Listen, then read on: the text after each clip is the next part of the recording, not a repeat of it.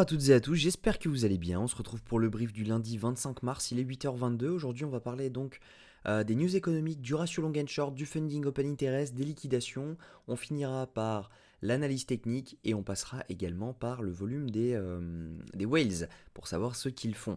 Mais avant ça, je vous invite directement à rejoindre le Discord gratuitement, étant donné qu'il y a un giveaway complètement gratuit pour vous remercier pour les 500 abonnés. Donc voilà, il suffit juste de cliquer sur ces deux. Donc moi je vais pas le faire parce que j'ai pas envie de gagner mon propre giveaway. Mais voilà, il suffit juste de venir sur le Discord. Le lien est en description et puis vous cliquez ici. Et puis vous aurez également accès donc à la formation qui est 100% gratuite. Il suffit juste de cliquer sur le lien et puis vous aurez accès à ça. Donc la contrepartie, c'est simplement de passer par l'un de mes liens d'affiliation pour remercier pour le travail. Donc il y a une cinquantaine de pages. Donc si vous débutez, c'est parfait. Et si jamais vous voulez vous perfectionner un petit peu, bah c'est encore mieux parce que il faut jamais cesser d'apprendre et c'est le top. Donc au niveau des news économiques. Aujourd'hui, on va avoir un discours de Lagarde à 11 heures, donc normalement ça devrait avoir un impact direct sur l'euro. On va voir en fonction de ce qu'elle dit si jamais il y a des petits lapsus sur la prochaine hausse des taux pour savoir si ça peut avoir un impact sur le dollar, mais normalement ça ne devrait pas. On va avoir également à 15 heures la vente de logements neufs, mais ça a un faible impact sauf si jamais on a une grosse différence. Par contre, jeudi, il va falloir faire attention parce qu'on aura le PIB trimestriel des États-Unis et l'inscription hebdomadaire au chômage, donc ça va être très impactant sur les marchés, surtout le PIB. Donc si jamais il y avait une grosse variation, on aurait vraiment un gros écart sur les prix. Et vendredi, on va avoir le PCE Core qui lui a un impact direct sur l'inflation, qui a un impact direct sur le consensus de la prochaine réunion FOMC. Et derrière, c'est suivi d'un discours de Powell. Donc ça, il va falloir vraiment faire attention. Pareil, 13h30, 16h30, ben, tout simplement, les marchés pourraient bouger de façon assez volatile. Donc il va falloir regarder ce qui se passe. Au niveau du CME, bah, tout simplement, on a un consensus qui a augmenté hein, par les news qu'on a eues, les bonnes news qu'on a eues de la semaine dernière. On a un consensus qui a monté de 2% pour la prochaine réunion FOMC qui a lieu dans 37 jours. On est sur 10,8% de chances que les taux baissent à la prochaine réunion. Ça commence à augmenter un peu, hein. Je crois qu'on n'a jamais vu un pourcentage aussi élevé. Maintenant, voilà, il reste 37 jours, ça peut encore tout changer. Au niveau du ratio long and short, on a eu une petite diminution sur les dernières 24 heures du nombre de longues et une petite augmentation du nombre de shorts. Donc ça c'est plutôt intéressant parce que du coup pour la suite ça peut être encourageant. Sur le funding open interest, on voit tout simplement qu'on a donc le CVD spot qui lui bah, clairement il est en hausse. C'est plutôt ça c'est vraiment encourageant, c'est vraiment pas mal. Donc ça suit le prix. Il n'y a pas vraiment de divergence entre les deux, sauf que bah, au niveau du CVD spot, là, on a déjà fait un plus haut, alors que ici, pas encore. Donc ça veut dire qu'on a potentiellement des gens qui shortent le prix pour que ça baisse un peu. Donc ça, c'est plutôt vraiment, enfin ça c'est plutôt pas mal parce que quand on a une divergence entre le CVD spot et le prix en général, c'est qu'à un moment ça va suivre et on va se mettre à faire un truc comme ça. Donc plutôt pas mal. Maintenant, si jamais on regarde sur les dernières 24 heures, hier, toute la journée depuis donc le 24 à 3h45, ouais, c'est bien hier, 24 3h45, on voit l'open interest monter, on voit le funding monter, pardon, avec l'open interest également. Donc ça, il faut y faire attention parce que du coup, il y a énormément de personnes qui ont long juste ici. Et donc potentiellement, il y a des SL qui sont juste ici, ici. Après, on voit tout simplement hein, qu'il y a eu le open interest qui a rebaissé et qui est revenu presque au même point. Ok, on a juste donc ça de différence. Donc c'est sûrement ces longues là qui se sont fermées et donc ça c'est plutôt encourageant pour la suite parce que tout simplement bah, derrière normalement on devrait ne pas avoir de liquidation étant donné que ces longues se sont automatiquement fermées. Donc on va voir maintenant est-ce que c'est ces longues qui se sont fermées ou si jamais c'est cela, bah on n'en sait rien.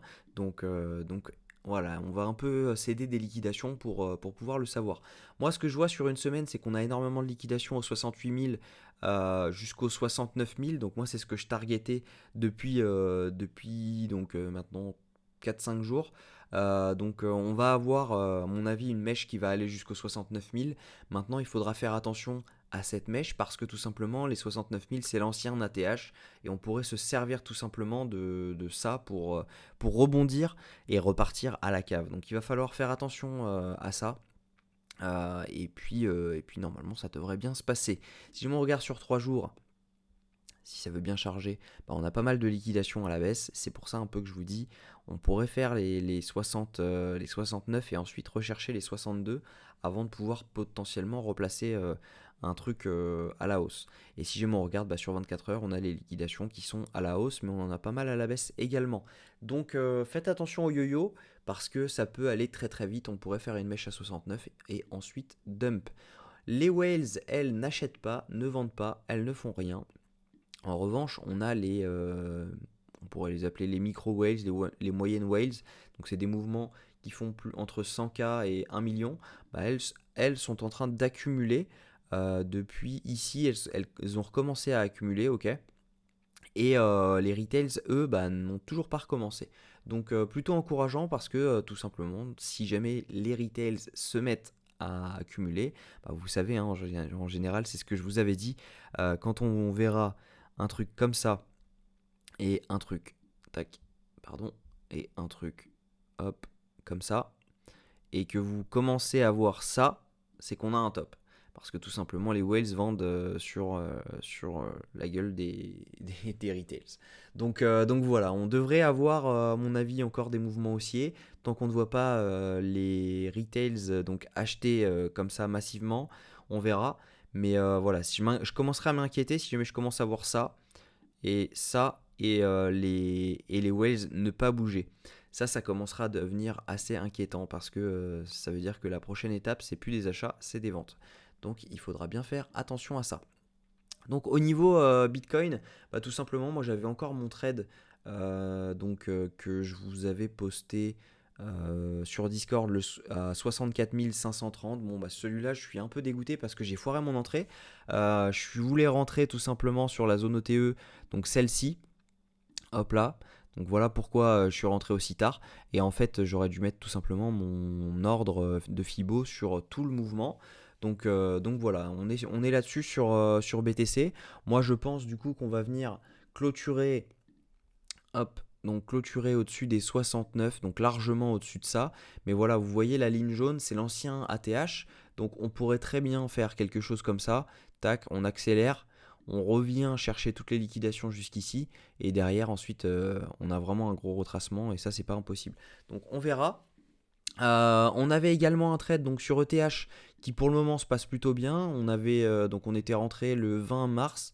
Donc on est toujours dedans parce que je pense qu'on va pouvoir liquider au moins jusqu'au 3006, voire 3008, voire 4000.